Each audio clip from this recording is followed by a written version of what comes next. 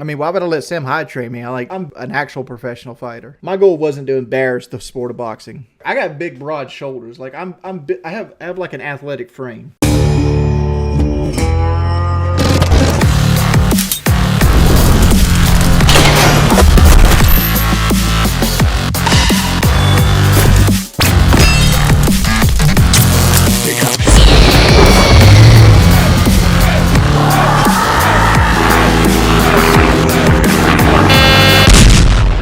Say my name. Breaking Banquet. You're goddamn right.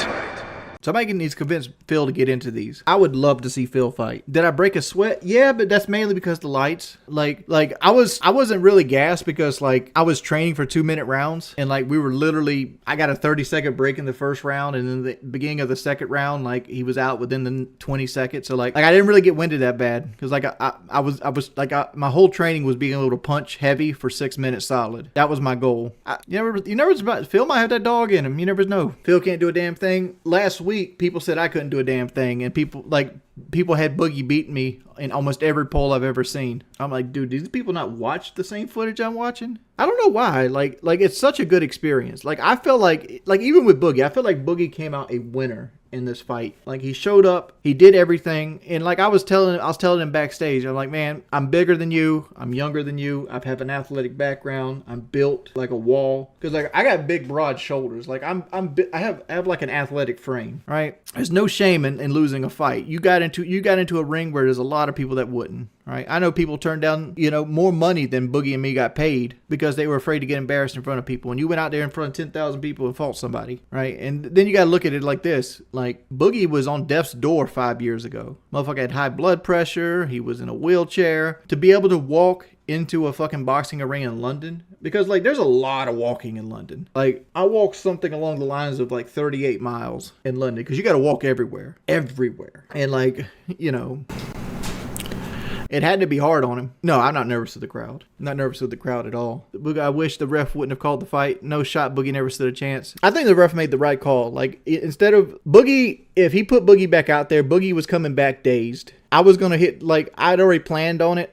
I already had the overhand right ready. Because what I was gonna do, I was gonna do a low jab, I was gonna do a left hook, and I was gonna come right in with overhand right. That's what I had ready for him when he came back out the corner if he got through the 8 count, and that most likely would have put him down. Shadow boxing stream, dude. When I went, in the point of the fight when Boogie was actually over in his corner getting his pants taped up, at that point in my head the fight was over.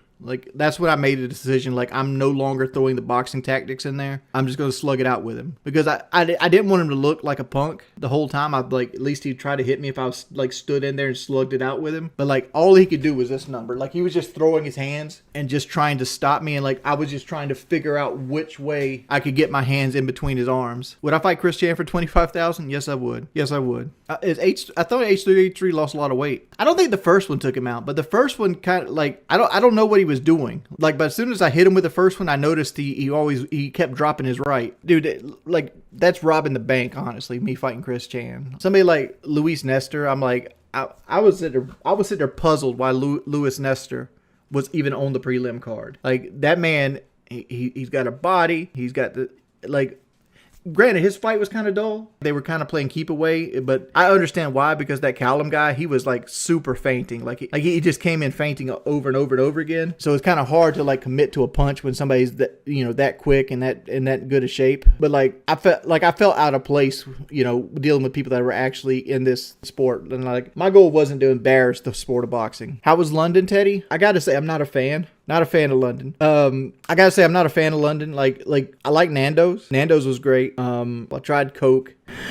For example, McDonald's. We had a McDonald's from our hotel, near the Wembley Arena. And you went out there, they had the Big and Tasty, and they had chicken selects, and they had strawberry lemonade and shit like that. That was from 2005 or some shit like that. They had shit from 10 years ago. I kind of felt bad, dude, a sequence. I felt bad for fainting and using head movements on Boogie because he was not ready for any of that. Well, it's not even just a pound sterling. It's a $1.25 exchange rate. So $1 is one pounds one is $1.25, right? So you had that, and then like you also had a 3% charge for using your debit card on everything. So if something cost $100, they charged you $103 for using your debit card. So like so everything was 3% more expensive for me on top of the 25 cents to $1 exchange. I mean, why would I let Sam Hyde train me? I'm an actual professional fighter. I would kill Sam Hyde. I mean, I did have to dodge a couple punches. Like, Boogie rushed me at the beginning of the second round, and like he was trying to throw punches, and I was just too fast for him. Like, you didn't get to see it because the camera didn't film, but when Boogie pushed me, like he did a swing like this, I hit him with an uppercut, and I like backed away from him, and I got around, and then the referee stopped it again, and it's like, you can't turn around, Boogie, because Boogie was trying to Boogie did this number, where like he did this. And instead of like coming back this way, he wanted to do this, and the ref stopped it again. You know what I'm saying? So like, no, I'm not a rapper, dude. I'm not a rapper. I'm a fighter. Did Boogie ask me to go easy on him? No, he did not. I don't know when the next fight's gonna be. Like, I don't want to be on the next card. Like I said before, I'd like to have a good 4 months to try to get to 350, and because like my competition isn't going to get any tougher, but you know, why fight at 400 when you can fight at 340 and have way more endurance? My relationship with Boogie is good. Like, I'm outselling him on shirts crazy. Like, it was his idea, and like, I don't know, like I think we've sold 81 shirts to he sold like 26 or something like that. When am I dropping merch? Maybe. I don't know. Like, I don't know how to use this momentum, because like part of me is like, it's nice, but I kind of want to live a simple life. Dude, I don't think you guys understand weight classes. Like, you guys want me to fight like dudes that are like 150 pounds. Like, yeah, a guy at 150 pounds is gonna be quick, but like, if I cut the ring off on him and I land some of the shots I landed on Boogie, he's going to be down. Like, honestly, like, there's nothing behind it. London's beautiful. Like, outside of London, like in the outskirts, like especially head toward Brighton, that area is kind of busted. Like, lots of graffiti, lots of houses from like World War II. But once you get into downtown London, it's like being in a movie. The only thing I didn't like about London, and this isn't a London problem, it's a major city problem, is there's so many disrespectful ass motherfuckers that throw shit on the ground. Like, I'd wake up in the morning and do like a walk, and we would just like kind of like chill out and walk around the area of Wembley, and there would be like fast food containers just dropped in the middle of like Wembley Park. But I don't think that's a London problem. I think that's a major city problem. Opinions on KSI's elbow. I didn't get to watch the fight. I could have, but I gave my tickets away to fans. I'd want to beat up Phil right now. I'd pay them to hit him. Dude, I'd fight Phil, but like again, I'd have the advantage, like, because you would think that Phil would have more endurance than me, but I doubt it. I honestly doubt it. Even with me carrying like an extra 200 pounds, I think I have more endurance than Phil does right now. And then that just means I have the extra weight. Yeah, that is pretty much everywhere. But like, I don't live in a major city. I live in a place where churches and like people that go to jail have to like clean up the side of the road. So like, it's not something I'm used to. You loved your comeback on Buddy saying that you lived in a trailer with at least my house was paid for. Yeah, like, people want to be disrespectful, man. But like, here's the thing. I'm 37. And like, other than like my truck and like some of my wife's medical bills, I'm pretty much debt free. And my truck's paid for in like fucking another 17 months or some shit like that. Richard Jordan, thank you for the $2, man. That's also a problem. My punches are kind of weak. No, they aren't.